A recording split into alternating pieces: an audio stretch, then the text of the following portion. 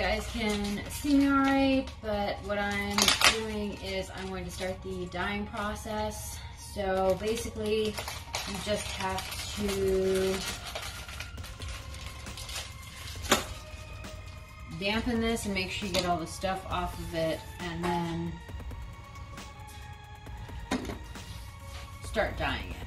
So that's what I'm going to do. I hope you guys can see me okay. I don't know if you're going to be able to or not because it's really dark in here.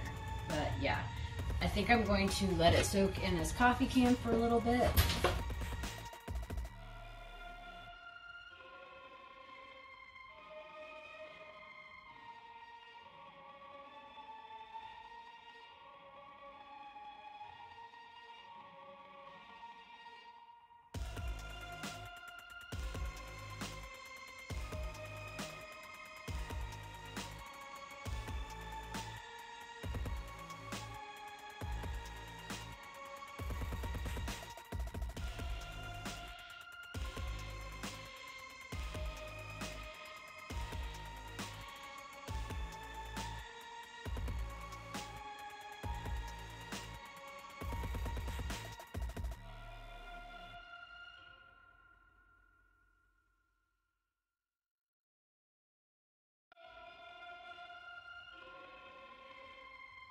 So the next thing that you're supposed to do is you are supposed to put the dye on this with a dauber while it's damp. I don't have a dauber, I'm not sure what that is. I think this is a brush, so I'm going to use this cloth and try and not get dye all over my counter, but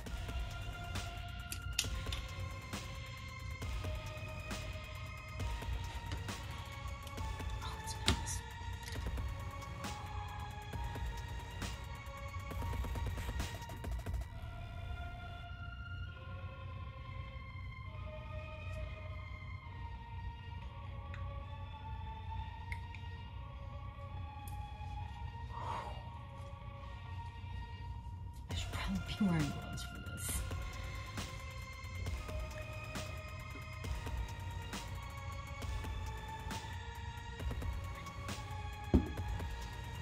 Okay, so I got some gloves because it turned one of my fingers like completely black. So, and I'm doing this in, I don't know if I said this before, like the coffee can, so I don't get this stuff all over my counter, because this looks like really, really potent dye, so yeah.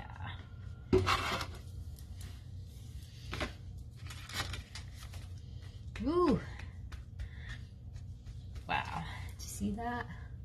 That is so black. That's really cool. That's awesome.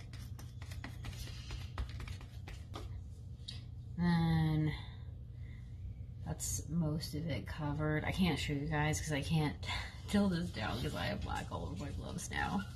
I don't really want to touch anything, but I'm just making sure I get the sides and stuff because we don't want any brown. But that is covering really nicely. Wow, I am impressed. That is definitely impressive.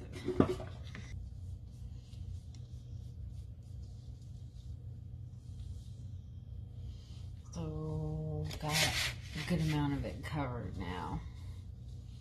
I haven't really re-dipped into it yet because I've got a bunch on here. It smells awful though. It smells so bad. I think I'm just gonna let it sit for a little bit. Maybe like a half an hour.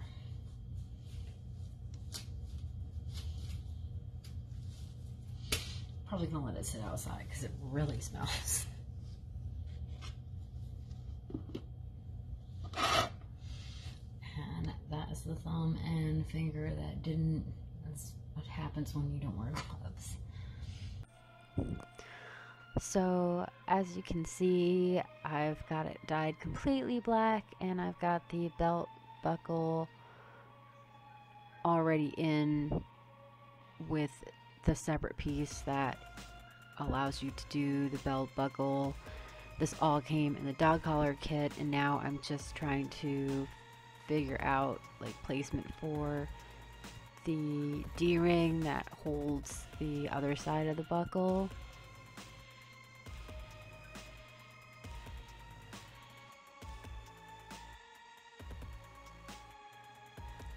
So now I'm going to mark placement for the holes that are going to go through 3 pieces of the leather so I can put the rivets in, and I am just marking them to make sure that they line up so I'm not punching crazy holes into this leather trying to guess. It's just like way easier to mark them, and great, that's okay.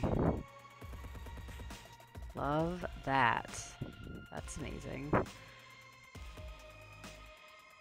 yeah, it still marked it. Oh my god.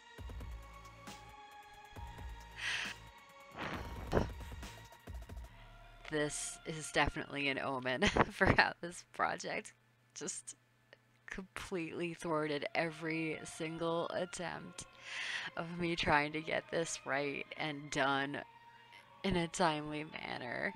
But at least it was on the inside, so I wasn't like that mad at it. But yeah, that just, I totally forgot that happened. So I'm just marking my holes for the rivets so I get them symmetrical.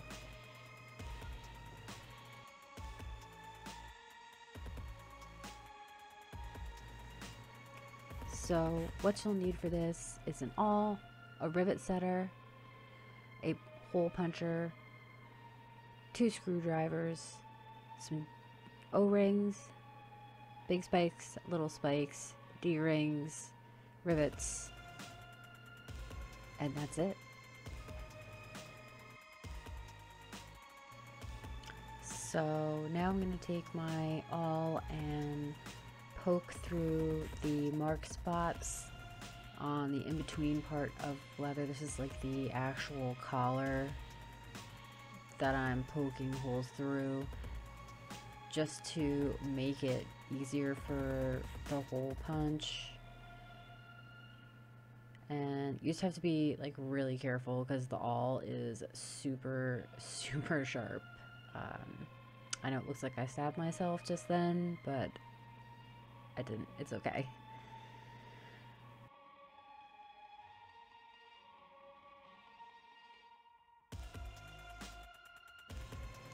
So I'm just doing the same thing with the second hole, just using the awl to make the initial puncture.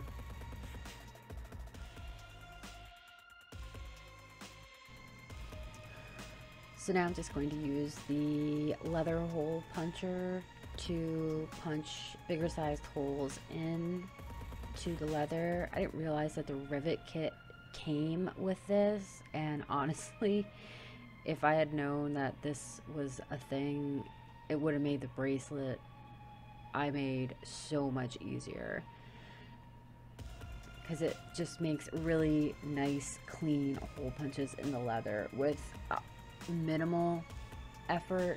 It's definitely better than trying to make them bigger with a screwdriver and failing hardcore. So yeah, that's just what I'm doing here. You just do it to both holes and it just makes a nice clean puncture.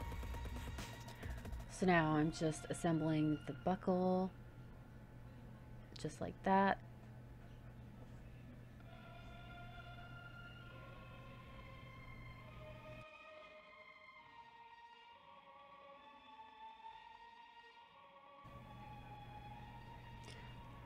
And then I'm going to place it over the collar part and make sure all my holes line up before I press in the rivets. So looks like it's good to go. So now I'm just grabbing a rivet and I'm going to put it in one of the holes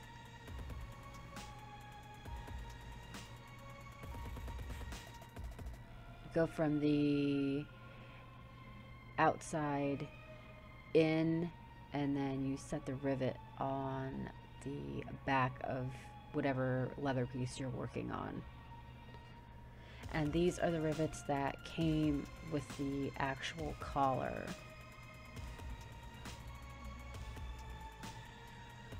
So you have to push the rivet in and hear it snap, and then you know it's set. And then I'm taking the rivet setter and just lightly tapping it, and there you go. It's riveted. Riveting, isn't it? So now I'm just adding the D-ring that is part of the buckle assembly, and I'm going to rivet this into place.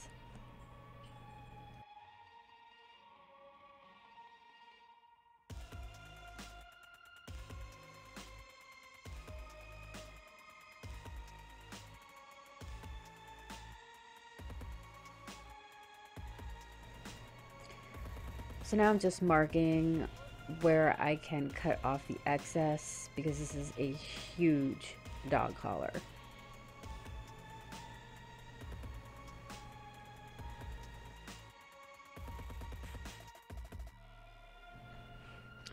So now I'm just finding the middle and marking that so I have even spikes somewhat, and marking where I want the D-rings to go. Just trying to get like my placement of all of the hardware, kind of how I want it to look.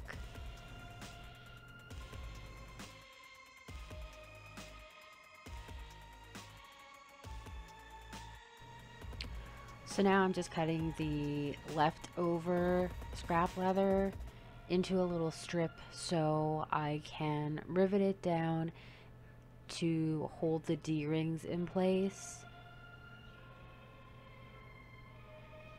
Just like that. So there'll be 2 rivets on either side to hold in the D-rings, and I added a third one. So I attached the D-rings to the O-ring. It was difficult. I'm sorry I couldn't show it to you guys, but it took a couple hours. And there are gaps in the D-ring, but it doesn't matter. You won't see the gaps because of the strip of leather that I'm marking down right now that is going to hold the D-rings and the O-ring onto the collar. So I'm using a bread tie to keep the D-ring straight while I use the awl to poke holes in the first and second layer of the collar, just so I can mark them and I can get the holes lined up correctly.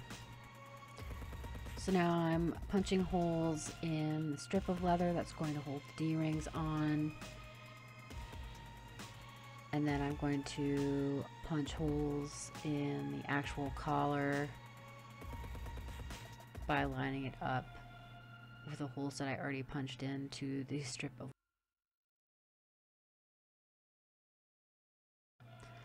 So now you can see that I've got holes punched in both of the pieces of leather, so I can start putting my rivets in.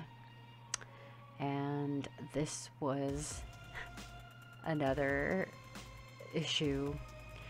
The rivets were not long enough, so I had to go back to Hobby Lobby and get longer rivets, but I decided to go with screws instead because I knew they would definitely be long enough. So I came back, bought the screw heads. I put the screw heads in the first strip of leather that's going to hold the D-rings and the O-ring onto the collar. I'm putting those on right now. I also swapped out the second rivet for one of them because it fell out, and I think it just suffered from the same predicament every single piece of hardware did with this collar, with the exception of the screws, was that it simply wasn't long enough.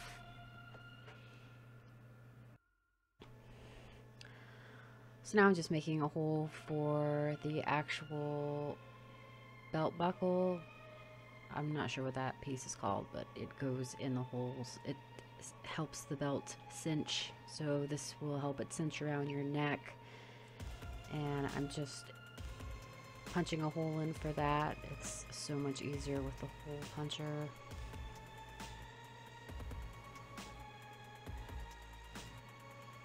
So I'm just testing the buckle out, and yeah, it works. So now I'm just measuring out where I want the spikes. I could have just left it well enough alone, but your girl had to be ambitious and do a spiked collar. Okay, so what you're watching here is us shaving down this leather collar, because just like the rivets and everything else, the studs were too short, and I was going to order other studs, but it seems that a 1/4 inch screw for tree studs or spikes is the length that they sell them at, and there is no other length as far as I could see on that website. So we're shaving it down. Yeah. I think Bart and Lisa are feeling a little upset right now. Isn't there something you'd like to say? There sure is. Kids, you tried your best, and you failed miserably. The lesson is, never try. Right in the butt. That was great. So I wanted to show you guys what the collar turned out looking like. This is it on me right now. This was a huge pain in the ass to make.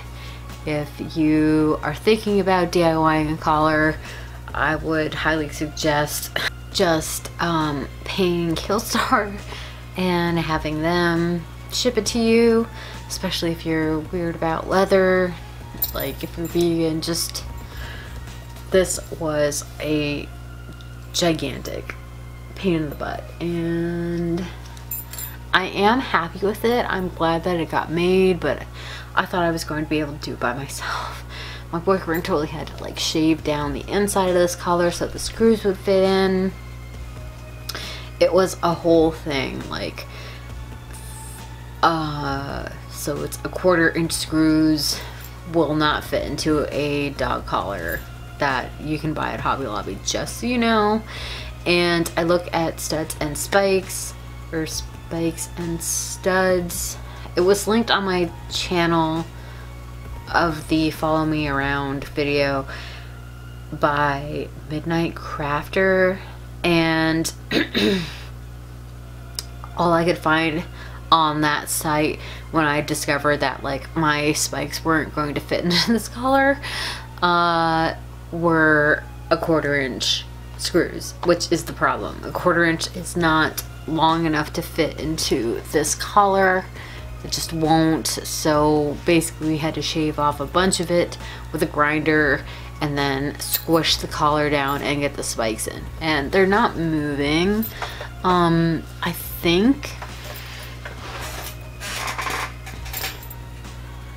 think it looks pretty good. Like, I'm not mad at it, but I feel like it took a lot more effort than I thought it was going to.